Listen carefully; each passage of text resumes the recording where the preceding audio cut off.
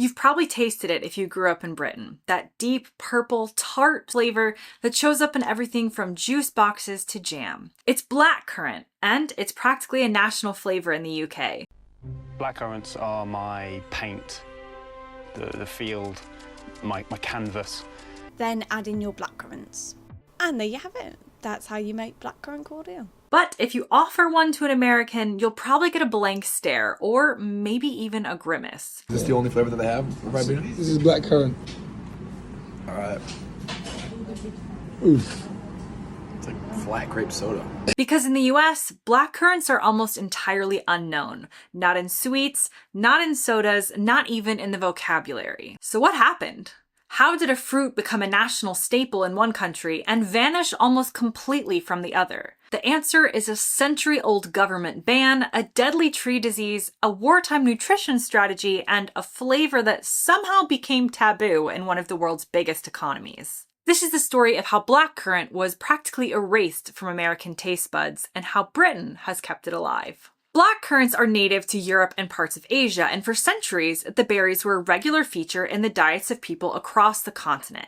In the UK, blackcurrants became especially popular when they were used in jams, jellies, pies, and of course, beverages like juice. It wasn't just the flavor that made blackcurrants desirable, but also their nutritional value. Rich in vitamin C, antioxidants, and essential nutrients, the blackcurrant berry was as much a health resource as a culinary delight. By the early 20th century, blackcurrants had become so entrenched in British life that they were even used as a substitute for more exotic fruits that were in short supply. In the early 1930s, the fruit truly found itself at the center of a nationwide effort, thanks to a combination of agricultural policy and public health needs. The British worshipped the blackcurrant. Now, to understand why blackcurrants are virtually absent in the US, we have to go back to 1911.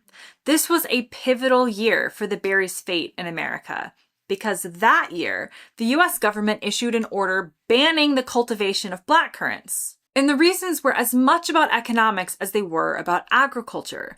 The government was concerned about a disease known as white pine blister rust. This disease, caused by a fungus, was devastating to the white pine trees that were essential to the timber industry in the US.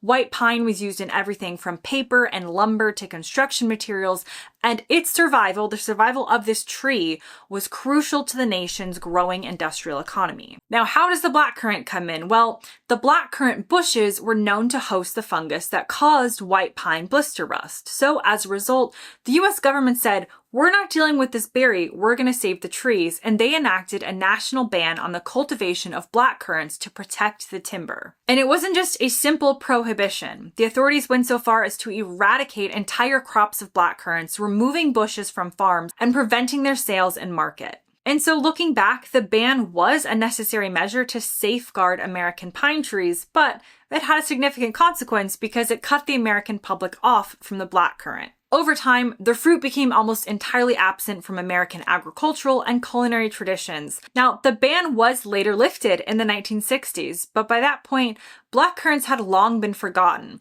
replaced by other fruits and flavors that were now more familiar to the American palate. So even though they could grow blackcurrants, no one wanted to. Across the Atlantic, however, blackcurrants in the UK were not just surviving, as we've talked about, they were thriving. The UK found itself at war during the late 1930s, and one of the most pressing challenges was how to maintain the nutritional health of the population during difficult times. With citrus fruits and other vitamin C-rich fruits in short supply due to wartime blockades, blackcurrants became a vital resource. Their vitamin C content made them a perfect alternative to the increasingly scarce oranges and lemons that had traditionally been used to prevent scurvy. In 1940, the British government even launched the Blackcurrant campaign, encouraging citizens to grow blackcurrants in their back gardens and allotments. This initiative was supported by the distribution of blackcurrant seedlings to encourage as many people as possible to access the fruit. The syrup made from these berries was also then used to supplement the diets of children, ensuring they received enough vitamin C during wartime. And And out of this effort came one of the most iconic British products of all time, Ribena.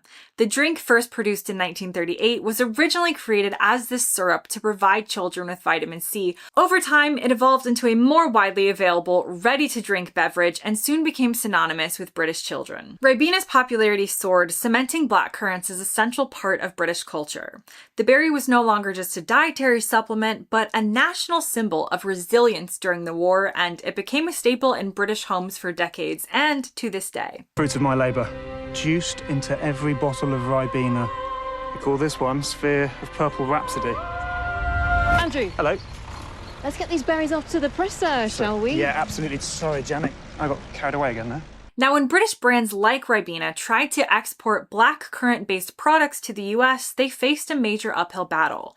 By the time Ribena made its way to American shores in the 50s and 60s, again, blackcurrants were a foreign and misunderstood fruit. The berry's tart and tangy taste, which was so beloved in the UK, was met with confusion and distaste in the US. Taste tests revealed that Americans found the flavor of blackcurrant to be unappealing. In some instances, American consumers even mistook the drink for cough syrup, as the deep purple color and the kind of tangy taste were reminiscent of common cough syrups at the time. Now, as we fast forward to today, the fruit of the blackcurrant has become more available in some parts of the US, but it never regained any significant popularity. I had never heard of it, in my whole life before moving to the UK, and that was about 20 years of life lived. Instead, blackcurrant remained a niche product in the US. US marketplaces in terms of juices tend to gravitate towards grape and cherry and apple. These were all much more familiar to the American consumer. And that's the story of blackcurrants in the UK and US, and a tale of how policy and culture can shape the foods that we know and love. What might have been an important dietary ingredient in one country remained almost entirely unknown in another. That brings me to the end of this video. As always, leave your thoughts below. Thanks very much for watching, and I'll see you next time.